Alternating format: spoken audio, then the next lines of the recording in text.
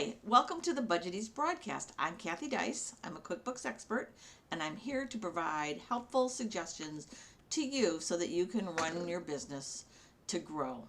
And today we're going to talk about something that every business person should know, and that is how to protect yourself from fraud from your internal bookkeeper.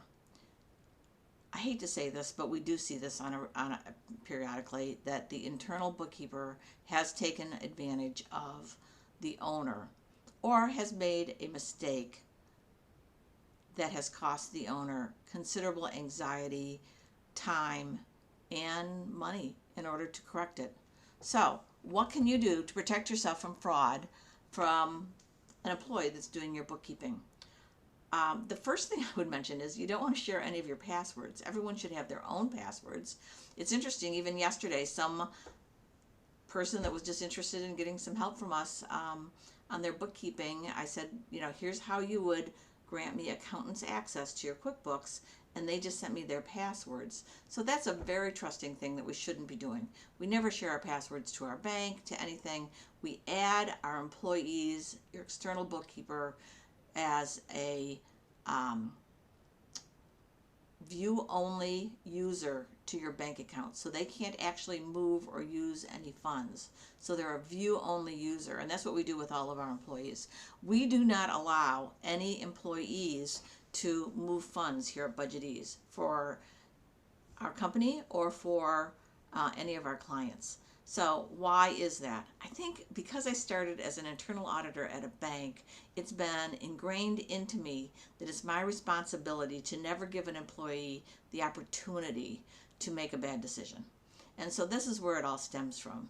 So we don't share passwords. We make sure that we've set everything up so that they don't have an opportunity to ever make a bad choice that could happen.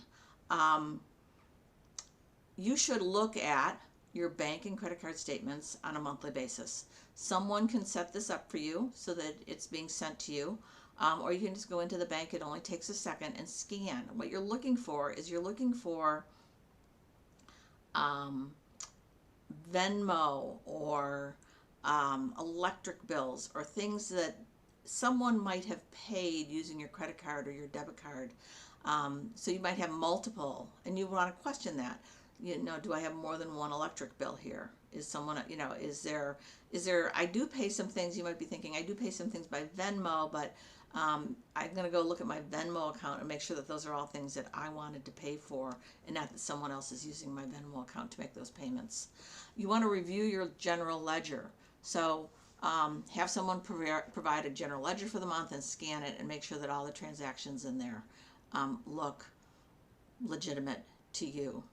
You also want to have someone send you your payroll summary. We found more than once organizations that have an individual paying themselves. So even though you've looked at your bank statements and you've looked at the general ledger, just this week we found an employee that was the bookkeeper giving himself advances. So how did that show up on the bank statement? It showed up as a check number, so you wouldn't have known that he was paying it. You might have found this when you're scanning the general ledger, you would have seen that he was actually paying himself an advance and had been doing that many months this year and to the tune of $59,000 at this point. And this was a person that was already on salary. So this is something that you would have catched earlier and you wouldn't have had to go through it. Another thing you could do is you could ask for a listing of all the checks that were written and who they were paid to. So you would want that to come from someone other than your bookkeeper, though. So some outside source that compiles this information and sends it to you on a monthly basis. You could also look at your expenses by vendor summary, which is a common report that we send to all of our clients that tells them, you can look down and you can see who they're paying and how much. And I usually do this report by month, so you can double check and see if there's any anomalies. It's just a very, very helpful report. And then the last thing that you want to do is you want to make sure you have very clear policies and procedures, that you don't ever change an employee's checking account that you're going to be depositing their checking accounts to, or any vendor. If someone, an employee or vendor reaches out to you and says, I need to change my access information, um, we have to make sure that that information is obtained verbally from a person that you know. You have to call the vendor. You have to call the employee to make sure that this is accurate. This change is needed. Um, there's a lot of phishing going on along that way, and we've had sadly some clients that had their bookkeeper put through a change in checking account information for an employee without checking with them.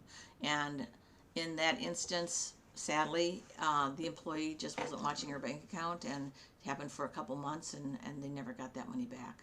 I guess the last thing I'd also mention is make sure you've got insurance to cover these types of situations. Just in case, all of everything we just mentioned, you still have some breakthrough. I hope you found this information very helpful. I hope that you take it to heart that it's your responsibility as a business owner to make sure that you have procedures in place. And when you do, and when your employees see that you're looking at these things, they're going to be very careful before they do anything that's going to hurt them and you as a business owner. So thank you very much for joining me at this BudgetEase broadcast. It was great to see you. We'd love it if you subscribed, and we'll see you at our next broadcast. Goodbye.